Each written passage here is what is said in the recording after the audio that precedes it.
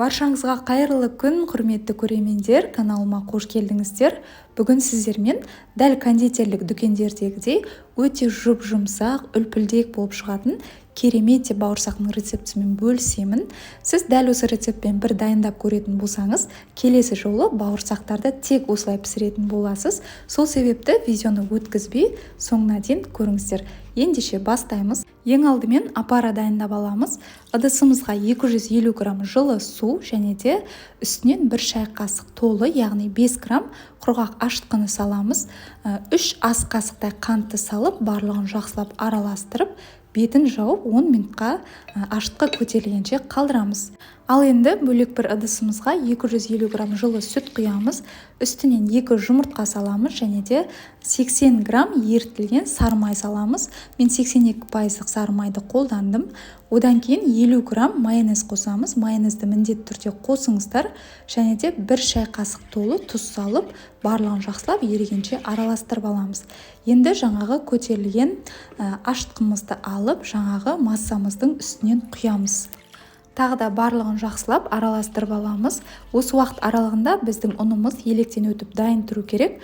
Бұл жерде менде 1 килограммдай жоғары сұрыпты ұн. Ұнның барлығын бірден салып жібермеңіздер.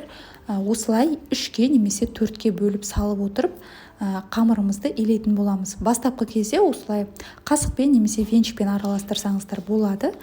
Одан кейін ұнымызды осылай жайлап салып отырып, қамырды илейміз. Бізде өте жұп-жұмсақ, қолға қатты жабыспайтын қамыр иленіп шығады. Арасында ұнның ешқандай артық түйіршіктері қалмайтындай етіп, жақсылап біркелкі болғанша илеп аламыз. Қамырларыңыздың жақсы көтеріліп, ашып шығуы ашытқыларыңызға, яғни дрожға тікелей байланысты. Строго өтіп кетпеген балғын, сапалы ашытқы қолданғандарыңыз дұрыс. Қамырды илеп алғаннан кейін соңында қолымызға кішкене ғана сұйық май алып, қамырға жағып шығамыз. Және де бетін пищевая пленкамен жауып, 1,5 немесе 1 сағатқа жылы жерге көтерілгенше қойып қоямыз. 1,5 сағат өткеннен кейін қамырды ашып көріп, қолдарыңызбен тағы да 1-2 басып қайтарып қойсаңыздар болады. Мінекей, жалпы біздің бауырсағымыздың қамыры көріп тұрғандарыңыздай осылай әдемі болып көтеріліп шықты. Өте жұп-жұмсақ, қолға жабыспайды. Қолымызбен осылай 1-2 басып шығамыз және де қамырды теңдей 2 бөлікке бөліп аламыз. Бір бөлігін әзірше ала тұрамыз, ал екінші бөлігінен столдың үстіне кішкене ғана ұн себелеп, осылай қолымызбен бірінші жазып аламыз. Одан кейін оқтаудың көмегімен бір тегіс етіп, қатты жұқа қылмай осылай жазып шығамыз. Тым қатты жұқа етіп жайып қойсаңыздар, бауырсақтарыңыз пісу барысында көтерілмей және де қаттылау болып қалуы мүмкін. Сол себепті осылай орташа қалыңдықта жайып алыңыздар. Мінекей, видеода көріп тұрғандарыңыздай. Енді осы қамырымызды кез келген формамен немесе стаканмен кессеңіздер де болады. Не болмаса 4 бұрышты етіп, өздеріңіздің қалаған формаларыңызда кесіп шықсаңыздар болады. Артық қалған шетіндегі қамырларын алып қоя тұрамыз. Бұл қамырлардан да соңында бауырсақтар жасаймыз. Кесіп алған бауырсақтарымызды жабысып қалмас үшін міндетті түрде осылай мата дастарханның үстіне араларын ашықтау етіп орналастырамыз. Бетін жауып қоямыз, ал оған дейін екінші бөлік қамырымызды да дәл жаңағыдай орташа қалыңдықта жайып, кесіп, бұларды да мата дастарханның үстіне орналастырамыз.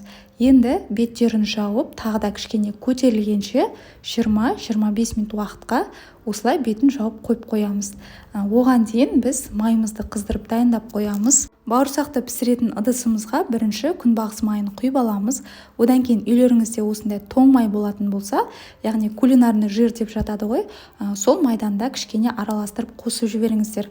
Өйткені тоң майда піскен бауырсақ қатты майлы болмай, майдың бәрін бойына сіңірмей әдемі болып піседі. Май қызғаннан кейін бауырсақтарымызды салып, екі беті қызарғанша пісіріп аламыз. Тоң майдың дәмі, иісі бауырсақта ешқандай да сезілмейді. Сол себепті қорықпай қосып пісіре беріңіздер. Бір беті піскеннен кейін келесі бетіне қарай аударып, келесі бетінде жақсылап осылай қызартып пісіріп аламыз. Тағы да ескеретін бір нәрсе, бауырсақтарыңызды тым қатты қызып тұрған майда пісірмеңіздер, өйткені екі беті тез қызарып, іші дұрыс піспей қалуы мүмкін. Мен орташадан төмен отта, осындай баяу отта пісіріп алдым. Бастапқы кезде ғана майды жақсылап қыздырып аласыздар, одан кейін газдың астын орташадан төмен етіп қойып пісіріп аласыздар. Қалған бауырсақтарымыздың барлығында дәл осы рет бойынша пісіріп аламыз. Бұл бауырсақтардың дәмі сөзсіз керемет, әрі жұп-жұмсақ болып шығады.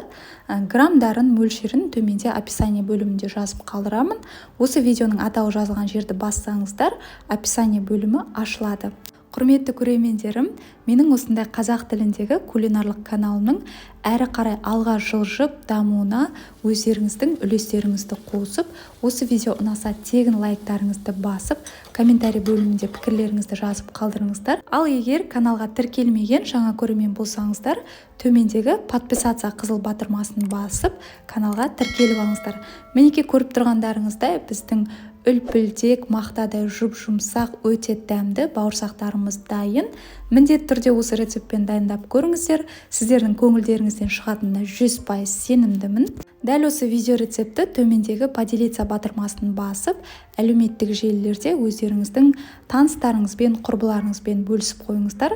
Олар да жасап көріп, сіздерге алғысын білдіреді деген ойдамын. Назарларыңызға видеоның соңына дейін көргендеріңізге рахмет. Сіздермен болған Нұрзина. Келесі видеода кездескенше.